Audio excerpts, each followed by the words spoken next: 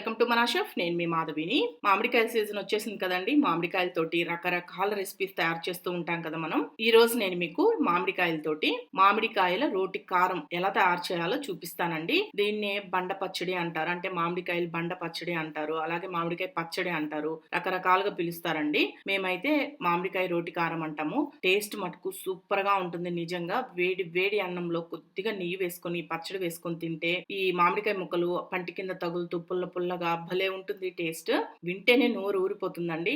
అంత బాగుంటుంది. తప్పకుండా మీరు ట్రై చేయాల్సిందే. ట్రై చేసి టేస్ట్ ఎలా ఉంది నాకు కామెంట్ చేయండి. మరి ఇప్పుడు తయారీ విధానాన్ని చూపిస్తాను.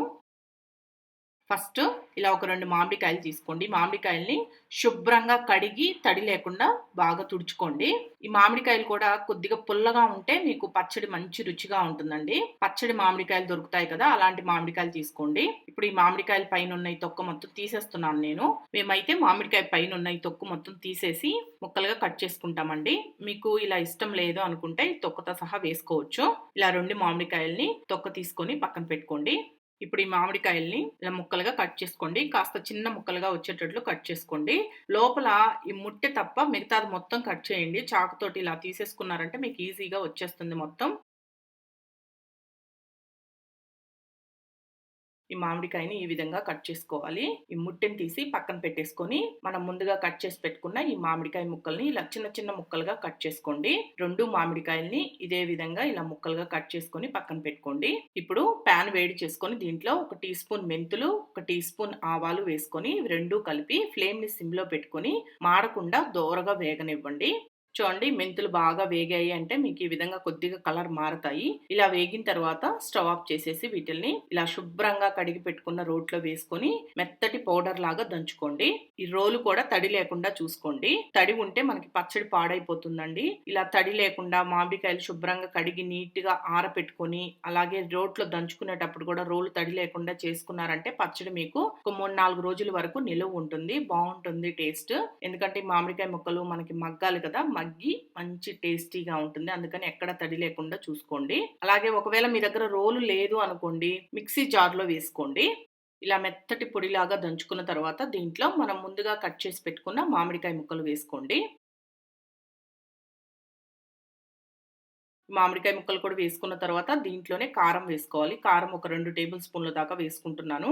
ఒకవేళ సరిపోలేదు అంటే మళ్ళీ మనం టేస్ట్ చూసుకొని మళ్ళీ కారం వేసుకోవచ్చండి. అలాగే 1 టేబుల్ స్పూన్ దాకా సాల్ట్ కూడా వేసుకుంటున్నాను. నేను ఇక్కడ కల్లుప్పు వేసుకున్నాను. మీరు మామూలు సాల్ట్ అయినా వేసుకోవచ్చు. ఇప్పుడు వీటిలన్నింటినీ కలిపి మరీ మెత్తగా కాకుండా మనకి మామిడికాయ ముక్కలు అక్కడక్కడ చిన్న చిన్న పలుకులుగా కనిపించేటట్లు దంచుకోండి.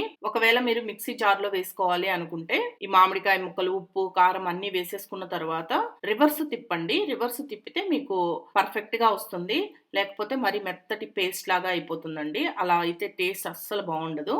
ఇప్పుడు చూడండి, ఇలా కాస్త పలుకుగా ఉండేటట్లు దంచుకున్న తర్వాత దీంట్లో ఒక 7 లేదా 8 వెల్లుల్లి రెమ్మలు వేసుకొని దంచుకోండి. ఒకవేళ మీకు ఉప్పు కారం సరిపోలేదు అంటే మళ్ళీ ఒకసారి టేస్ట్ చూసుకొని కొద్దిగా ఉప్పు కారం వేసుకొని దంచుకోండి.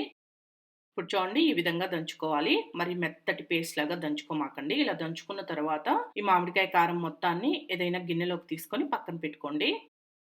ఇప్పుడు ప్యాన్ వేడి చేసుకొని దీంట్లో 3 లేదా 4 టేబుల్ స్పూన్ల దాకా ఆయిల్ వేసుకోండి. ఈ మామిడికాయ కారానికి కొద్దిగా ఆయిల్ ఎక్కువే పడుతుందండి.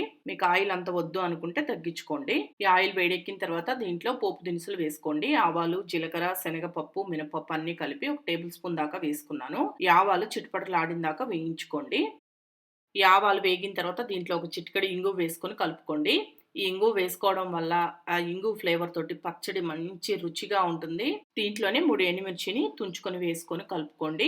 ఈ ఎండుమిర్చి వేసుకున్న తర్వాత స్టవ్ ఆఫ్ చేయండి. ఈ వేడికే పోపు వేగిపోతుంది. లాస్ట్ గా దీంట్లో 2 రెమ్మల కరివేపాకు వేసుకొని మొత్తం బాగా కలిపేసుకొని ఈ పోపుని మామిడికాయ కారంలో వేసుకొని మొత్తం బాగా కలిసేటట్టు కలుపుకోండి. అంతే, చాలా సింపుల్ అండి. వేడి వేడి అన్నంలో కొద్దిగా నెయ్యి వేసుకొని ఈ మామిడికాయ కారం వేసుకొని తిని చూడండి. అబ్బా, ఎంత బాగుందో అనిపిస్తుంది. నిజంగా చాలా బాగుంటుంది టేస్ట్. చాలా సింపుల్ గా చేసుకోవచ్చు. ఇది మీకు ఒక 3-4 రోజుల వరకు నిలువ ఉంటుందండి. ఒక రోజు అంటే మీరు ఫస్ట్ రోజు తినేటప్పుడు కాస్త పచ్చిగా అనిపించవచ్చు, కానీ మరుసటి రోజుకి ఈ ముక్కలు మాగుతాయి కదా, మాగినప్పుడు పంటి కింద తగులుతూ పుల్ల పుల్లగా కమ్మగా భలే ఉంటుంది టేస్ట్. తప్పకుండా ట్రై చేయండి. ఈ వీడియో కానీ మీకు నచ్చింది అనిపిస్తే మన షెఫ్ ఛానల్ ని సబ్స్క్రైబ్ చేసుకోండి. మీ ఫ్రెండ్స్ కి, రిలేటివ్స్ కి షేర్ చేయండి, లైక్ చేయండి.